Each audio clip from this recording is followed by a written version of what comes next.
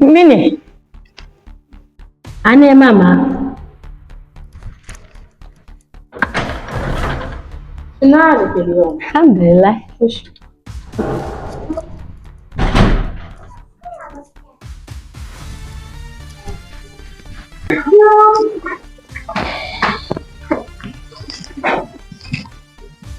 شنو شنو انت جايه او شيء تبي كلمه ولا تبي تستريح؟ ماما انا ما فيش عربي. ما فيش عربي بكره. Me don't understand Arabic. صحيح ما فيش عربي بكره. نبي نتكلم سوا. شنو اسمك؟ فاطمة. فاطمة. فاطمة شنو عمرك؟ كم عمرك؟ كم عمرك؟ منا كم عمرك؟ انت كبيرة صغيرة؟ عني 18. باي مش كبيرة كويس. عندك تليفون يا فاطمة؟ في تليفون. كيف انت في التليفون؟ عليه كلمتين اختك امبارح تقولي لي ما تبيش اشغلها بالتليفون. علاش توا انت تقولي في التليفون؟ ما عنديش مشكلة على التليفون تسمع فيها وانت في وشي خدمة كويسة. لوك ما تبيش. كيف ما تخش فمك انا اسكت تسمع فيها. با ما فيش عربي اسمه هذا. انا اقول لي فاطمة ديري هيك تيجي حمام ديري هوش كويسة فمك انا اسكت تسمع فيها. با وعندك بوبينو واحدة تسمع فيها. با التليفون بتاع انتي في الليل بيسرح. في الليل بس في النهار لا. با تسمع فيها. با تبي شغل ولا ما تبيش؟ تبي شغل 100 انت كويسة. تسمع فيها انت كويسة مش كبيرة. انت كويس تسمع فيها. شنو باي انت تبي كلمة ولا لا؟ شغل. ايوه ما تبيش سنرة. انت تبى دوش خوش يا مان دوش ديري سنة باي ما تبيش شنو حتى حاجة. مش انت مصوبة على كل ما في دوش. ما تبيش انت يا فاطمة وتقعد 3 ايام ما فيش دوش. تسمع فيها. حطي شنطة على البان.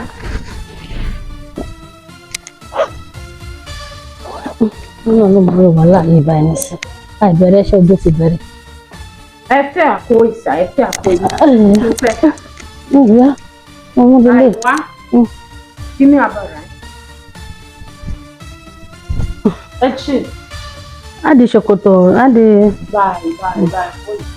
هلي شو في تاني؟ في عشاء كلها كلوت. باي يمين كويس. شوفي عرفتي كيسة شنو هذا؟ في شيء جيبي هذا هادي ديرك مشكلة هادي بعدي يا ابي ولا ليه؟ باحي مش مشكلة. شوفي تاني خلاص 100. نوتي خلاص كريموني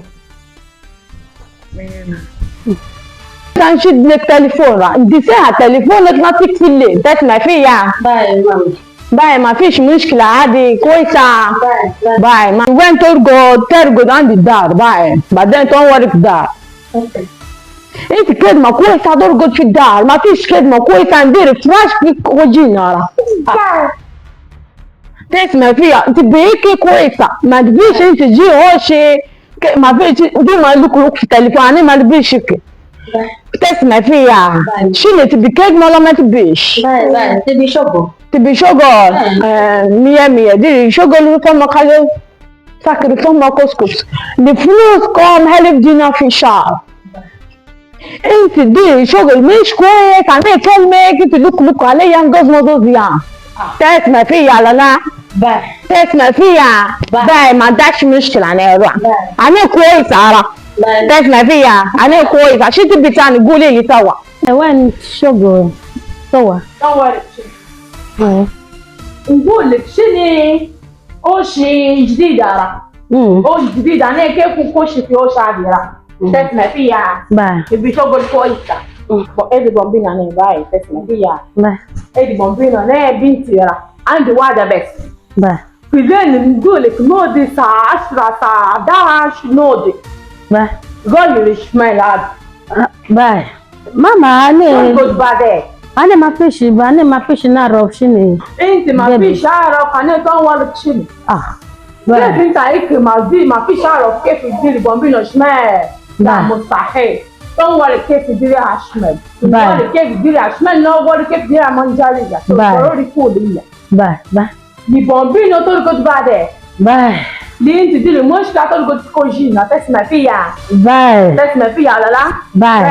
Worry kawa worry kefi shini when you to chonta Bye. o to chonta ku worry kedma Bye. worry kedma you tuba no sa temenya tuba Semania. 8. aywa temenya tesna pia Bye. worry temenya tuba no di worry kedma bye Bye. Tawa na fish madrasa bye leni bombino wale madrasa no di sa sita Ah, bye. bye Mo wa shorishe. ناحية عادي ناحية الدنيا كلها ما فيشك لابس كورسة ولابس فلانية مش طويلة مش قصيرة Bye. سروال كويسة Bye. طلعتك هواي كبيرة لابساها ما لبيش انت لابس هيك كل الدنيا شوفي Ha. Bye mama. Bye. باي حاضر Bye. فأنا كويسة باي أنا ما عنديش مشكلة Bye. انت كويس أنا كويس Bye. باي باي مية مية ألف عشان تفهم